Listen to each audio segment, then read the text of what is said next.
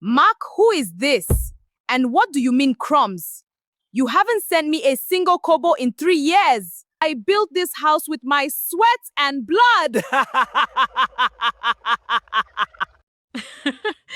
You might be wondering how we got here. I am Grace, and I am a tailor. I sold my father's land to send my husband abroad. What he did to me broke me. This is how it all started. Grace, I can't keep living like this. Look at you. A brilliant tailor working 18 hours a day to feed a husband who can't even find a job as a clerk. I am a man, Grace. We will survive. Lagos was not built in a day. Lagos is not for me, Grace. Canada is the answer. I have a contact. I am supposed to be your cover, your shade. But look at me, I am just a shadow.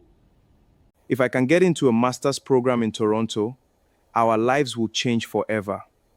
In 2 years, you will be walking the streets of Ontario, wearing furs and breathing air that doesn't smell like burning tires. That night, the seed was planted. But dreams in Nigeria require more than just hope. They require a brutal amount of capital. We needed 7 million naira for the first installment of tuition, proof of funds, and the visa process. To a woman living in a face-me, I face you apartment in Mushin, 7 million naira might as well have been 7 billion. But I had one thing. I had the land my father had left me in Ikorodu. It was my only inheritance, my just in case for the future. Against the advice of my mother and the warnings of my elder brother, I sold it. I sold my father's legacy and poured every kobo into Mark's dream.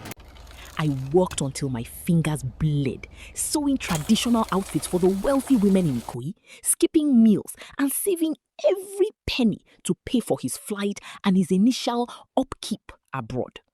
The day I dropped Mark at Murtala Mohammed International Airport, the air was thick with the scent of aviation fuel and tears. He held me so tight, I could hear his heart beating against my chest. Grace, I swear by the God we serve, I will never forget what you have done for me. You are not just my wife, you are my savior. In 6 months, I will start your processing. We will be together again. Just go and succeed, Mark. That is all the reward I need. For the first 6 months, Mark was the perfect husband. We spoke every day on WhatsApp. He told me about the biting cold of Toronto, the difficulty of the courses, and how much he missed my jollof rice. I continued to send him money, small amounts scraped together from my tailoring business, because he claimed he hadn't found a part-time job yet. The bills here are crazy, Grace. If you can just send another 50,000 naira this month, I'll be able to pay my phone bill and the heating. I love you, my queen. And like a fool, I sent it. I lived on garri and groundnuts so that my husband could stay warm in Canada. But by the end of the first year, the calls began to thin out.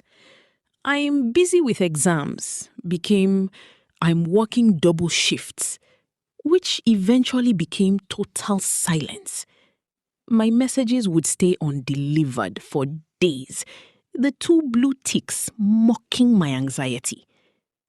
When he did call, his voice sounded different. The soft Lagos lilt was being replaced by a forced, fake accent. Grace, look, I can't talk right now. The data is expensive and I have a presentation. Stop choking me with these constant messages. I am working for our future. Then, the ghosting became The number you absolute. have dialed is not available. Mark deactivated his Facebook. He changed his WhatsApp number. I called his mother in the village and she claimed she hadn't heard from him either, though her voice sounded suspiciously comfortable, not the voice of a mother worried about her missing son. I was devastated. But I am a Nigerian woman. We do not lie down and die. If my husband had abandoned me, I still had a life to live. I poured my grief into my work. My tailoring business, Graceful Stitches, began to thrive. I moved out of Mushin and rented a decent shop in Surulere. I saved. I invested. And 3 years after Mark left, I bought 2 plots of land in Mowe. I didn't just buy the land, I built on it. It wasn't a palace, but it was a solid, beautiful 3-bedroom bungalow with a perimeter fence and a sturdy gate. I moved in 6 months before the roof was even fully painted. It was my sanctuary, the physical manifestation of my resilience. I had survived the ghosting of the man I loved. Then came the Tuesday that changed everything. I was in my front yard, watering the small garden I had started, when a brand new black Toyota Prado SUV pulled up to my gate. My heart skipped a beat. This was Mowe. People here didn't usually drive cars that looked like they belonged in a convoy. The gate was open, and the car drove straight into the compound. The door opened, and a man stepped out. He was wearing a heavy designer tracksuit despite the blazing Lagos heat and oversized sunglasses. Behind him, a woman stepped out of the passenger side. She was light-skinned, her hair a cascade of blonde weave, wearing a dress so short it was almost scandalous. The man took off his sunglasses. It was Mark. He looked different, fuller in the face, his skin abroad fresh and glowing. But it was him. My heart soared for a microsecond before I saw the way he looked at me. It wasn't the look of a husband returning to his wife. It was the look of a landlord inspecting a dilapidated property. Mark! Mark! You're back? Grace, I see you've been busy. Not a bad little house you've put up here with the crumbs I left you. Is this the one, darling? She looks exactly how you described, very local. Mark, who is this? And what do you mean crumbs? You haven't sent me a single kobo in 3 years. I built this house with my sweat and blood. Your sweat? Grace, let's be realistic. You are a tailor. How much can a tailor make? We both know this house was built with the money I was sending home through my mother. I just didn't tell you I was sending it to her to keep for me. That's a lie. I have every bank statement. I have every receipt from the laborers. It doesn't matter what you have, Grace. According to the law of the land, we are still married. And as the head of the family, what is yours is mine. But more importantly, I have news. This is Chloe. She is my wife, my real wife. We got married in Toronto 6 months ago. You have another wife? I am a man who has moved up in the world, and I have come to take what is mine. Chloe and I are moving back to Nigeria to start a business. We need a place to stay while our mansion in Lekki is being finished. You have 48 hours to pack your things and leave this house. You want to kick me out of my own house? It's not your house, Grace. Mark says the land was bought while you were married. In Canada, we call this matrimonial property. But since you were just a placeholder wife, we're being generous. We won't sue you for the money you've obviously stolen from Mark's remittances. 48 hours, Grace. Don't make me bring the police. It would be embarrassing for a successful tailor like you to be dragged out of Mowe in handcuffs. They got back into the Prado and drove out, leaving a cloud of dust that settled on my unfinished porch. I didn't cry. I went inside, sat on my floor, and breathed. Mark thought he was the only one who had learned how to play games. He thought that because he had been to abroad, he had become a master of the universe. He had forgotten who I was. I was Grace, the woman who had survived Mushin. I was the woman who had built a business from a single manual sewing machine. I didn't call a lawyer first. I called a private investigator I had met through one of my wealthy clients in Ikui. I need everything on a man named Mark Cole and a woman named Chloe, I told him. And I need it by tomorrow morning. The next 24 hours were a whirlwind. The investigator, a retired DSP named Benson, was efficient. By the time the sun rose on the day of the eviction, I was sitting in my living room with a folder that contained enough explosives to blow Mark's world into atoms. At exactly 10 a.m., the Prado returned. This time, Mark was accompanied by 2 men in dark suits, hired security to intimidate me. Mark walked into my living room as if he owned the air I was breathing. I see you haven't packed, Grace. I told you I didn't want a scene. Sit down, Mark. You too, Chloe. Or should I call you Omolara? What did you just say? Omolara Shoniba, you grew up in Shomolu.